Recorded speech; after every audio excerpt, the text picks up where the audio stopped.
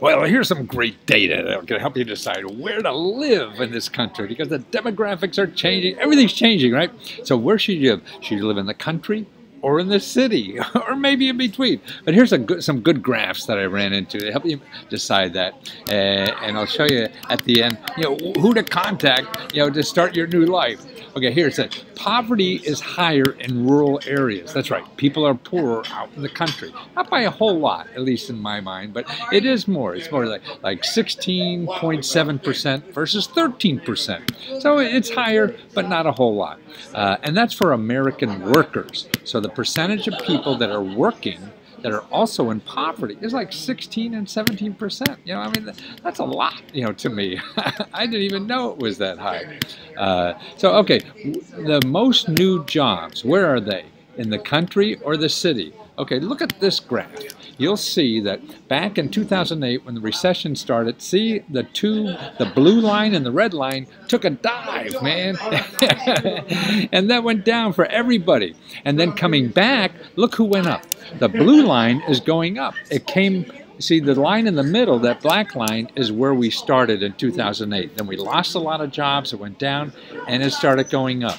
And in the cities, they're creating more jobs than they ever have before.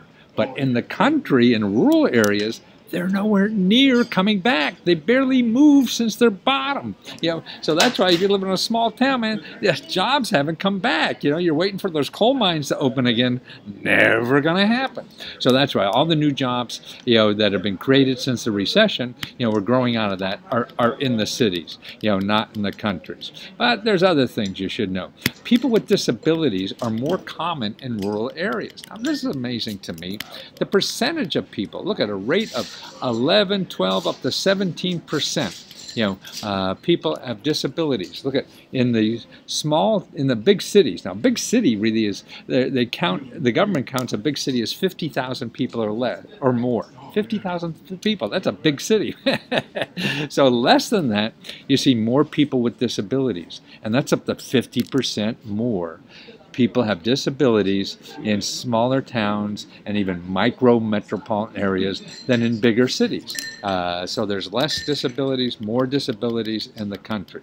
Okay, what else is going on there that you could use? Rural areas are surprisingly entrepreneurial. Isn't that amazing? Okay, now here's some great data. Look at this. Twice as many, this is the rural population of less than 2,500 people in that city. They create twice as many entrepreneurs as they do in cities with 1 million people. Isn't that amazing? So we got much more entrepreneurs in small towns, and it's not just agriculture like farmers or anything. No, you read this data here, and you'll see they take out the farmers, and it's still people are creating their own jobs more. So there's more entrepreneurs in small towns than there are in big towns. Okay, so that's it. And here's another interesting thing in small towns: 5-year survival rates. Okay, now if you start a business in a small town or in a big city, your survival rate is going to be bigger in a small town. They have like a 71% survival rate on the real small towns, and the big cities only have a 66%. So that these people in small towns are more resilient, and that's what it is. Okay, so what do you do? If you're in a small town or thinking of a small town, where to get help?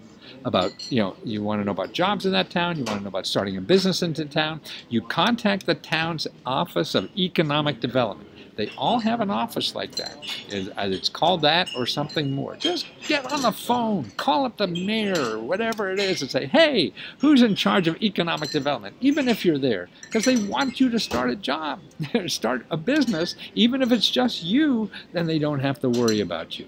And it goes the same for big towns. Now, if you're looking for jobs, then it's your labor. So the Department of Labor, your state Department of Labor, and they can give you all kinds of statistics, all kinds of programs at your state level. So find out whether it's rural or county or whatever, and just tell them what county you're interested in moving or where you live or whatever, and ask about jobs and see what are the fastest growing jobs that they're looking for. And then you can find out about training money to get trained, because they'll pay money for you to get trained to get these jobs because they want to fill jobs. People are hurting for employees now.